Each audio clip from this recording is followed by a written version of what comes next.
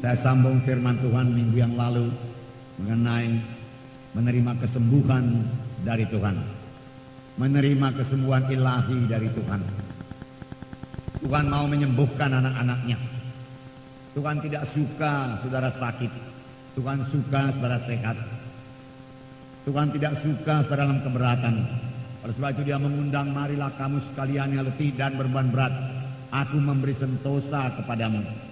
Inilah hati Yesus yang mengasihi saudara, yang mengasihi saya. Berkali-kali firman Tuhan berkata, ketika melihat orang banyak yang keberatan, yang sakit, firman Tuhan berkata, tergeraklah hati Yesus oleh belas kasihan. Dalam Markus 1 ayat 40 dan 41-42. Markus 1 mulai 40, seorang yang sakit kusta datang kepada Yesus dan sambil berlutut di hadapannya, ia memohon bantuannya, katanya, kalau engkau mau, engkau dapat mentahirkan aku.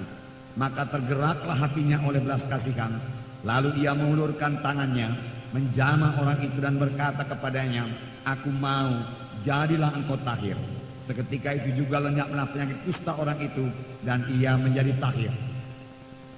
Orang yang sakit kusta datang kepada Tuhan Yesus dan berseru kepada Tuhan Yesus, kalau engkau mau, engkau sanggup menyembuhkan aku. Dia tidak bimbang akan kesanggupan Tuhan Yesus. Banyak orang seperti ini. Dia tidak meragukan kesanggupan Tuhan Yesus. Bahkan mereka kata Tuhan Yesus sanggup berbuat apa saja. Hanya yang dia ragukan, dia bimbangkan, apakah Tuhan mau memperhatikan saya? Apakah Tuhan mau menyembuhkan saya? Oleh sebab itu, orang kusta ini berkata, kalau engkau mau, engkau sanggup menyembuhkan aku. Seketika itu juga lenyaplah penyakit kusta orang itu. Tuhan Yesus bahkan melanggar adat istiadat orang Yahudi. Orang Yahudi larang bersinggungan pun dengan orang sakit kusta. Oleh sebab itu pada waktu itu tempat orang sakit kusta tertentu di luar kota. Tetapi Yesus mengulurkan tangannya, dia sengaja menjamah orang yang sakit kusta itu. Dan dia berkata, aku mau, hatiku tergerak oleh belas kasihan. Aku tidak suka engkau sakit. Penyakit kusta ini bukan daripadaku. Penyakit kusta ini daripada setan. Aku mau engkau sembuh. Jadilah engkau sembuh. Seketika itu juga sembuhlah dia daripada penyakit kustanya. Puji Tuhan.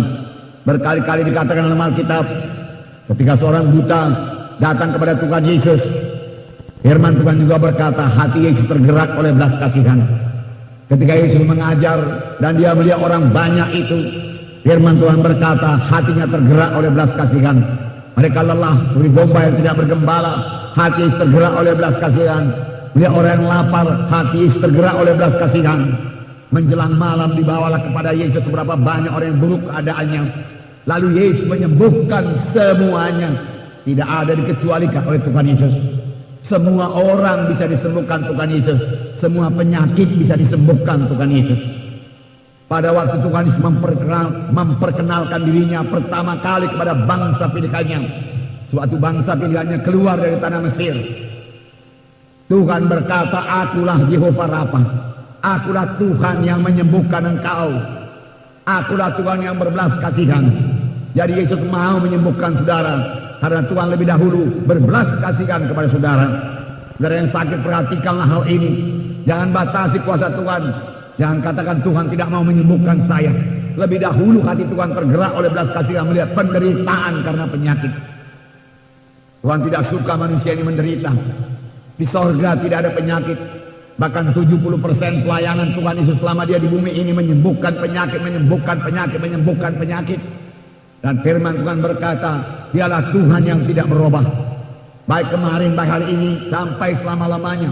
Dia tidak berubah dalam kuasanya. Dia tetap maha kuasa. Tidak ada penyakit yang terlalu berat kepadanya untuk disembuhkan. Kanker tumor bukanlah perkara yang berat kepada Tuhan.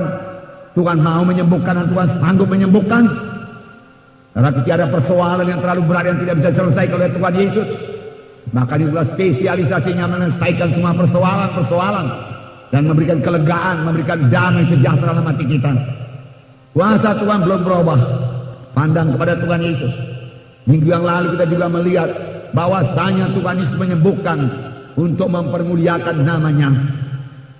Dia mau menyembuhkan untuk mempermuliakan namanya.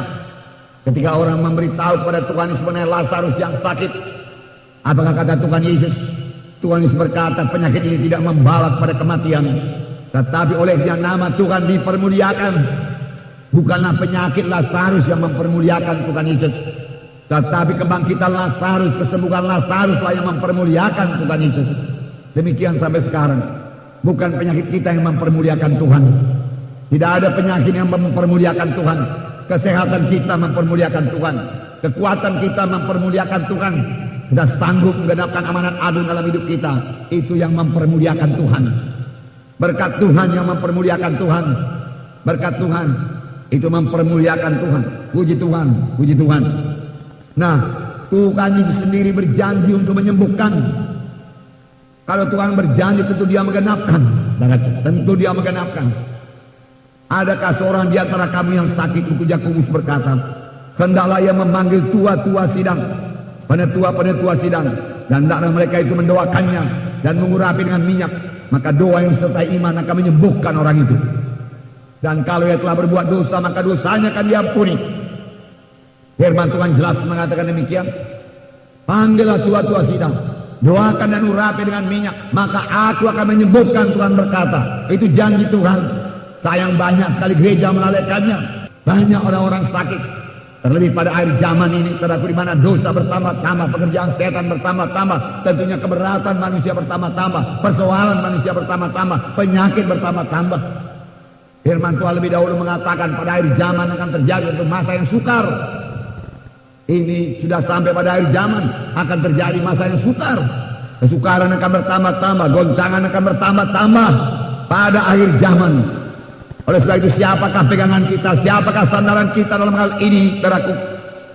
Tidak lain daripada Tuhan Yesus. Tuhan Yesus yang hidup, Tuhan Yesus yang berkuasa. Tuhan Yesus yang berkuasa melepaskan kita daripada segala keberatan. Dia ajaib adanya, perbuatannya ajaib. Dia akan memberikan hikmat kepada kita bagaimana kita bisa mengatasi semua persoalan-persoalan ini. Penyertaan Tuhan erat sekali hubungannya dengan hikmat daripada Tuhan untuk mengatasi semua problema-problema, persoalan-persoalan. Hati Tuhan sudah tergerak oleh belas kasihan.